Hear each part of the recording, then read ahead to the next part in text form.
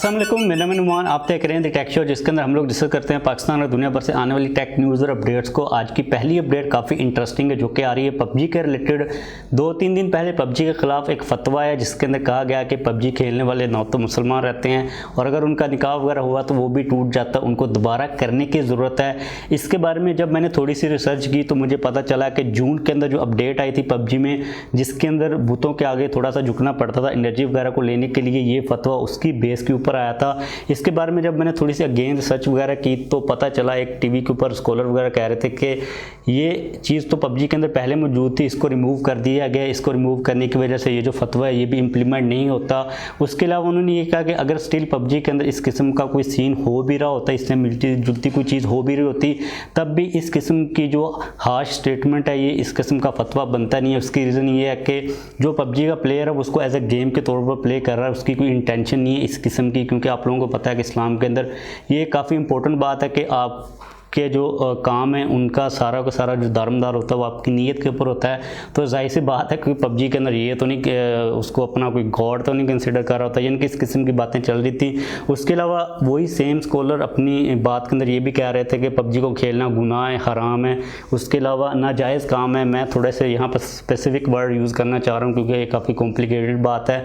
तो यही चीज़ें सारी चल रही थी। आप लोग इन सारी चीज़ों के बारे में क्या सोचते हो, नीचे कमेंट्स के अंदर अपनी राय का इजहार लाजमी तौर पर कीजिएगा। उसके बाद अगली अपडेट भी यहाँ पर पबजी की तरफ से ही आ रही है। आप लोगों को पता है कि भाई पबजी के अंदर जो सबसे बड़ा इस वक्त मसला वो है हैकर्स का, जो चीट्स वगैरह लगा रहे होते हैं। पबजी ने एक अपने फेसबुक पेज के ऊपर पोस्ट की जिसके अंदर उन्होंने ये कहा है कि हम लोगों ने 2 अक्टूबर से लेकर 8 अक्टूबर के दरमियान तकरीबन 37 लाख अकाउंट्स को बैन किया, उनको ब्लॉक कर दिया पबजी खेलने से। जिसके अंदर उन्होंने कहा कि 28% वो लोग थे जो कि ऑटो एम वाला चीट उसको यूज़ कर रहे थे और 28% वो थे जो कि एक्सरे चीट को यूज़ कर रहे थे और 17% वो लोग थे जो कि स्पीड वाला चीट लगाकर पबजी को खेल रहे थे। तो इट मीन्स के पबजी वाले गेम को इंप्रूव करने के ऊपर काफ़ी ज़्यादा फोकस करें। अभी कुछ महीने पहले भी उन्होंने काफ़ी बड़ी एक अपडेट दी थी, काफ़ी बड़ा एक एंटी चीट वो लेके आए थे जिसके अंदर उन्होंने काफ़ी ज़्यादा अकाउंट्स को ब्लॉक किया था। अब देखते हैं कि कितनी ज़्यादा पबजी इस अपडेट के बाद इंप्रूव होती है। उसके बाद अगली अपडेट यहाँ पर आ रही है वन प्लस की तरफ से। वन प्लस ने 8T को फाइनली लॉन्च कर दिया हुआ है। आप लोगों के साथ मैं थोड़ी सी स्पेसिफिकेशंस शेयर कर देता हूँ। उसके बाद हम लोग प्राइस के बारे में भी बात कर लेंगे। इसके अंदर हमें मिलता है 6.65 इंचज़ का super AMOLED display, full HD plus. इसके अंदर हमें रेजोल्यूशन मिल जाती है, 120 हर्ट्ज का रिफ्रेश रेट है।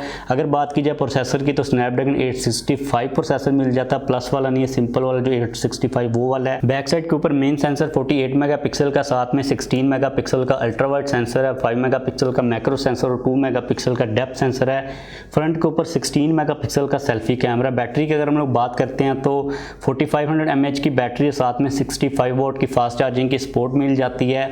अब इस स्मार्टफोन के अंदर मुझे एक चीज़ यही सबसे कमाल की लगी थी कि आपकी जो बैटरी है वो 40 मिनट के अंदर 0 से फुली चार्ज वो हो जाएगी, जो कि काफ़ी कमाल की चीज़ है। अगर हम लोग इसकी प्राइस की बात करते हैं तो इंटरनेशनली इसकी प्राइस डॉलर्स के अंदर $750 है। अगर हम लोग इसकी प्राइस का पाकिस्तान के अंदर थोड़ा सा आइडिया लगाने की कोशिश करते हैं तो मैंने इसको डॉलर से कन्वर्ट करके उसके अंदर टैक्सेस वगैरह को इंक्लूड करके कैलकुलेशन किया। पाकिस्तान के अंदर तकरीबन ये 1,60,000 तक कोई अगर बाय करना चाह रहा तो उसको मिल जाएगा। और आप लोगों को मैं कभी भी ये चीज़ रिकमेंड नहीं करूँगा कि उन स्मार्टफोन कंपनीज़ के फ़ोन जो कि पाकिस्तान के अंदर ऑफिशियली तौर पर नहीं आते आप लोग उनको बाय करो, क्योंकि भाई काफ़ी ज़्यादा मसले होते हैं रीसेल के अंदर। वारंटी की कोई किसी किस्म की आप लोगों को डिटेल नहीं उसके अंदर मिलती। उसके अलावा पाकिस्तान के अंदर भी सारे स्मार्टफोन आई थिंक मौजूद हैं, एप्पल सैमसंग सारी कंपनीज मौजूद हैं। तो आप लोगों को इतनी क्या ज़रूरत पड़ी हुई है कि आप लोग ऐसा स्मार्टफोन बाय करो जो कि पाकिस्तान के अंदर आ ही नहीं रहा। उसके बाद अगली अपडेट यहाँ पर आ रही है Realme 7 सीरीज़ के रिलेटेड। बाई Realme 7 सीरीज़ बहुत जल्द पाकिस्तान के अंदर आ रही है। अभी रिसेंटली एक पिक्चर लीक हुई है। पिक्चर बेसिकली लीक तो नहीं हुई, ये जो Realme की मार्केटिंग मैनेजर एक हैं उन्होंने अपनी जो Realme की वॉच है उसके रिलेटेड कोई पोस्ट वगैरह लगाई इंस्टाग्राम के ऊपर। तो बैक साइड के ऊपर बिहाइंड द सीन उसके पीछे वाली साइड पे ब्लर के अंदर Realme 7 हमें नज़र आ रहा था PTA के स्टिकर के साथ। तो इट मीन्स के पाकिस्तान के अंदर बहुत जल्द सीरीज़ आ रही है। और आप लोगों की तरफ से भी काफ़ी ज़्यादा क्वेश्चन आ रहे होते हैं Realme 7 सीरीज़ के रिलेटेड। और मुझे सबसे बड़ी जो मेरे माइंड के अंदर चीज़ चल रही वो ये है कि भाई प्राइजेस कहाँ पर Realme प्लेस करने वाला है, क्योंकि जो Realme है काफ़ी देर से स्मार्टफोन्स को ओवर प्राइस लॉन्च कर रहा है। देखना ये पड़ेगा कि पोको X3 के आने के बाद Realme जो 7 सीरीज़ है वो कहाँ पर मार्केट के अंदर स्टैंड करती है। उसके बाद अगली अपडेट यहाँ पर आ रही है इन्फिनिक्स की तरफ से, इन्फिनिक्स नोट 8 के रिलेटेड, जिसको इन्फिनिक्स आज ही लॉन्च करने वाला है। आज 15 तारीख है ना, 15 को इसका लॉन्च इवेंट है।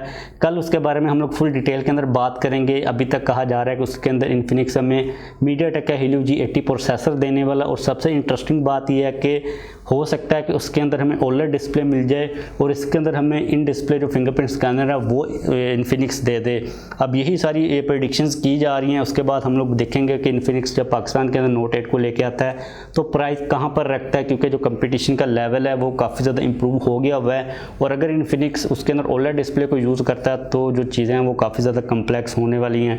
उसके बाद अगली अपडेट यहाँ पर आ रही है iPhone 12 सीरीज़ के रिलेटेड। iPhone 12 और iPhone 12 Pro के जो Antutu बेंचमार्क स्कोर्स हैं वो सामने आए हैं। सबसे पहले अगर हम लोग बात करते हैं iPhone 12 की, उसके अंदर 4GB की रैम है। इसके अंदर हमें मिल रहा है 564,000 का स्कोर। उसके बाद अगर हम लोग बात करते हैं iPhone 12 Pro की, जिसके अंदर 6GB रैम है, इसके अंदर हमें मिल रहा है 572,000 का स्कोर। अगर हम लोग इसको कंपेयर करते हैं as compare to iPhone 11 series, तो iPhone 11 Pro के अंदर हमें मिल रहा था 536,000 का स्कोर। तो एप्पल ने इतनी कोई ज़्यादा इंप्रूवमेंट्स नहीं की। उसके अलावा अगर हम लोग इन स्कोर्स को कंपेयर करते हैं एंड्रॉयड वाली कैटेगरी के साथ, तो भाई एप्पल काफ़ी ज़्यादा पीछे है। लेकिन जो Antutu बेंचमार्क स्कोर्स हैं ये किसी हद तक ठीक होते हैं, इनका एक्चुअल में परफॉर्मेंस इतना कोई खास लिंक नहीं होता। हम लोगों ने पास्ट के अंदर देखा है कि काफ़ी स्मार्टफोन कंपनीज ने Antutu बेंचमार्क स्कोर्स को स्कैम भी किया, उन्होंने गलत भी शो अप करवाए हैं। तो इसका मतलब ये नहीं है कि आईफोन के अंदर में परफॉर्मेंस ठीक नहीं मिलेगी एज़ कम्पेयर टू अगर हम लोग लेटेस्ट बात करते हैं एंड्रॉयड के प्रोसेसर की। अब एक्चुअल में तो चीज़ें उसी वक्त सामने आएंगी जब कंपेरिजन होंगे, जब मार्केट के अंदर iPhone 12 सीरीज़ आ जाएगी, बहुत सारी हमें वीडियोज़ मिल जाएंगी कंपैरिजन की, स्पीड टेस्ट की, गेमिंग वगैरह की, तो उस वक्त एक्चुअल में हमें पता चलेगा। लेकिन जो 4GB की रैम है इसको लेके काफ़ी ज़्यादा लोग मजाक वगैरह उड़ा रहे थे कि आईफोन के अंदर में ये जो iPhone 12 है इसके अंदर 4GB रैम मिल रही है और जो 12 Pro है उसके अंदर 6GB की रैम मिल रही है। तो यार एप्पल इसी तरह प्ले करता है। एप्पल अभी तक हमें कैमराज के अंदर 12 मेगापिक्सल के सेंसर्स दे रहा है, तो इसका मतलब अब ये भी नहीं है कि एज़ कम्पेयर टू 108 मेगापिक्सल के जो सेंसर्स होते हैं आईफोन्स के अंदर हमें जो क्वालिटी मिल रही थी वो कम मिल रही होती है। ये एप्पल इतना कोई ज़्यादा सॉफ्टवेयर के साथ प्ले नहीं करता। एप्पल जो भी चीज़ हमें देता है वो भाई ओरिजिनल ही दे रहा होता है। उसके बाद अगली अपडेट यहाँ पर आ रही है Huawei के रिलेटेड। अभी मैंने आप लोगों को कुछ दिन पहले टेक न्यूज़ के अंदर बताया था कि Huawei ओनर को सेल करने के बारे में सोच रहा है। अभी काफ़ी इंटरेस्टिंग रिपोर्ट आ रही, कहा यह जा रहा है कि TLC और Xiaomi इसके पोटेंशियल जो बायर्स हैं वो हो सकते हैं, यानी कि TLC या फिर Xiaomi Huawei की जो सब ब्रांड ओनर उसको बाय कर सकते हैं। यहाँ पर जो प्राइस सामने आ रही है वो कहा जा रहा है कि $2.2 बिलियन से लेकर $3.7 बिलियन तक ये जो इनकी डील है वो हो सकती है। और जो अमाउंट होगी, ये जो पूरी पेमेंट होगी, ये कैश के अंदर ही होगी। ये काफ़ी ज़्यादा मुझे इंटरेस्टिंग चीज़ लग रही थी कि अगर $3.7 बिलियन कैश के अंदर पड़े होंगे तो पता नहीं कितने ज़्यादा बनेंगे। उसके अलावा कहा यह जा रहा है कि जो Xiaomi अगर इसको बाय करती है तो Xiaomi के लिए काफ़ी ज़्यादा ये बेनिफिशियल चीज़ होगी, क्योंकि अगर हम लोग बात करते हैं TCL की, तो TCL का जो स्मार्टफोन्स का इतना ज़्यादा बिजनेस था वो स्मार्टफोन्स का इतने खास ज़्यादा इन नहीं है। और मुझे भी यार यही लगता है कि Xiaomi को ही बाय करना चाहिए ओनर को, क्योंकि जो Xiaomi है वही इसको अच्छी तरह लेके चल सकती है। TCL की अगर हम लोग बात करते हैं तो TCL का जो स्मार्टफोन्स का बिजनेस है इतना कोई खास अच्छा नहीं है। TCL अपने भी स्मार्टफोन्स को मार्केट के अंदर लॉन्च करता है, लेकिन TCL की जो मार्केट के अंदर प्रेजेंस है वो इतनी कोई ज़्यादा स्ट्रॉन्ग नहीं है। Xiaomi को पता है कि जो स्मार्टफोन मार्केट है वो किस तरह काम करती है। मुझे लगता है कि अगर TCL ने बाय कर लिया तो ये ओनर को भी डुबो देंगे। इससे ज़्यादा अगर Xiaomi बाय करता तो ये ओवरऑल हमारी जो स्मार्टफोन्स की मार्केट है उसके लिए काफ़ी ज़्यादा एक अच्छी डील होने वाली है। तो बस आज के लिए हमारे पास यही अपडेट्स आ रही थी। वीडियो को ख़त्म करते हैं। वीडियो को ख़त्म करने से पहले आप लोग नीचे कमेंट्स में लाजमी तौर पर बताइएगा कि आप लोग ये जो PUBG के रिलेटेड फतवास वगैरह आ रहे हैं उनके बारे में क्या सोचते हो। अगर आप लोगों का किसी किस्म का कोई क्वेश्चन हो तो आप लोग वो भी नीचे डेफिनेटली क्वेश्चन के अंदर पूछ सकते हो। जाने से पहले इस वीडियो को लाइक लाजमी तौर पर कीजिएगा। अगर आपने अब तक चैनल को सब्सक्राइब नहीं किया तो चैनल को भी सब्सक्राइब कर लीजिए।